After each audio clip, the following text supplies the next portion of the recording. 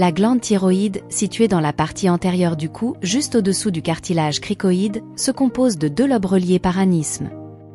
La thyroïde produit 2 types d'hormones. Les hormones thyroïdiennes T3 et T4, fabriquées dans les vésicules thyroïdiennes sous l'influence de l'axe thyréotrope, axe hypothalamo-hypophyseothyroïdien. La calcitonine, ou thyrocalcitonine, fabriquée dans les cellules C parafolliculaires, à côté des vésicules, impliquée dans le métabolisme osseux par son action hypocalcémiante. Les hormones thyroïdiennes permettent l'accélération du métabolisme de base de l'organisme. Elles stimulent la synthèse de la plupart des protéines enzymatiques et agissent sur la vitesse des réactions enzymatiques. Leur action est essentiellement médiée par le système sympathique, ce qui explique que les bloquants non cardiosélectifs soient utilisés comme traitement symptomatique. Elles augmentent la consommation d'oxygène. La stimulation des récepteurs adrénergiques des tissus cardiaques, musculaires, digestifs, cutanéophanériens et osseux. La thermogénèse à travers l'action calorigène de l'adrénaline. Le métabolisme de base, donc la dépense d'énergie et la disponibilité des substrats. De plus, chez le nouveau-né, elles ont 3 rôles supplémentaires capitaux. La maturation du système nerveux central. L'apparition des points d'ossification. La croissance. L'iode est le principal ingrédient des hormones thyroïdiennes. L'iode, ingéré dans les aliments et l'eau sous forme d'iodure, est activement concentré par la thyroïde et converti en iode organique dans les cellules folliculaires par la peroxydase thyroïdienne. Ce processus est appelé organification. Les cellules folliculaires entourent un espace rempli de colloïdes, follicules, qui se composent de thyroglobuline, une glycoprotéine contenant de la tyrosine. La tyrosine au contact de la membrane des cellules folliculaires est iodée sur un monoiodotyrosine ou 2-diiodotyrosine site et ensuite couplée afin de produire les 2 formes de l'hormone thyroïdienne.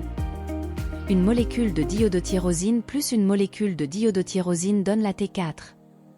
Une molécule de diiodotyrosine plus une molécule de monoiodotyrosine donne la T3. La régulation de la synthèse hormonale s'effectue par le classique rétrocontrôle négatif, c'est-à-dire l'excès de T3 freine la synthèse et la libération de TSH et de TRH. L'insuffisance en T3 entraîne une production accrue de TSH et de TRH. La TSH a 2 rôles principaux. Un effet inducteur, elle stimule la sécrétion d'hormones thyroïdiennes. Un effet trophique qui stimule la prolifération, la croissance et le développement des thyréocytes. Dans le sang, la principale hormone sécrétée est la T4. Une fois sécrétée, T3 et T4 se fixent sur les protéines de transport appelées TBG, thyroxin-bindinglobuline, à ne pas confondre avec la thyroglobuline. La fraction libre non liée à un transporteur de ces hormones est faible. Les hormones thyroïdiennes actives en périphérie sont les hormones libres. Elles subissent une désiodation au niveau des tissus périphériques, surtout le foie et le muscle. La T4 est convertie en T3 et RT3, inactive par l'enzyme appelée monodéiodase. La T3 est la véritable hormone active dont 80% proviennent de la désiodation et 20% proviennent directement de la thyroïde. Elle est vendue sous le nom de Sinomel. La T4 est l'hormone de réserve, véritable stock circulant. Elle est vendue sous le nom de Levothyrox. 4 médicaments inhibent l'action de la monodéiodase. Certains sont ainsi utilisés pour traiter les hyperthyroïdies en diminuant la production d'hormones actives T3 à partir de l'hormone inactive T4. L'epropranolol, un bêta-bloquant non cardiosélectif. Cet effet spécifique, en plus de l'action sur le système sympathique, en fait le traitement symptomatique de choix des thyrotoxicoses. Le propylturacil est un antithyroïdien de synthèse qui possède cet effet spécifique en plus de l'inhibition de la TPO. La cordarone, ce qui explique la dissociation T4-T3, même à TSH normal, chez tout sujet qui en prend.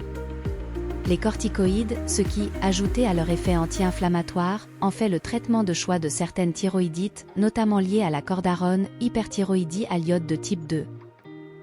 Les effets des hormones thyroïdiennes expliquent la sémiologie des affections thyroïdiennes qui résultent d'une accélération appelée hyperthyroïdie ou d'un ralentissement appelé hypothyroïdie des grandes fonctions.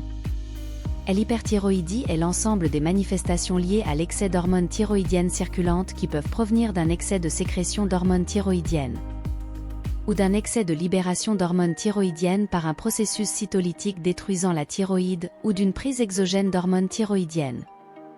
L'hypothyroïdie est l'ensemble des manifestations liées au défaut de sécrétion des hormones thyroïdiennes. Dans les prochaines vidéos, nous pourrons parler spécialement de l'hyperthyroïdie ou de l'hypothyroïde séparément. Merci d'avoir regardé cette vidéo.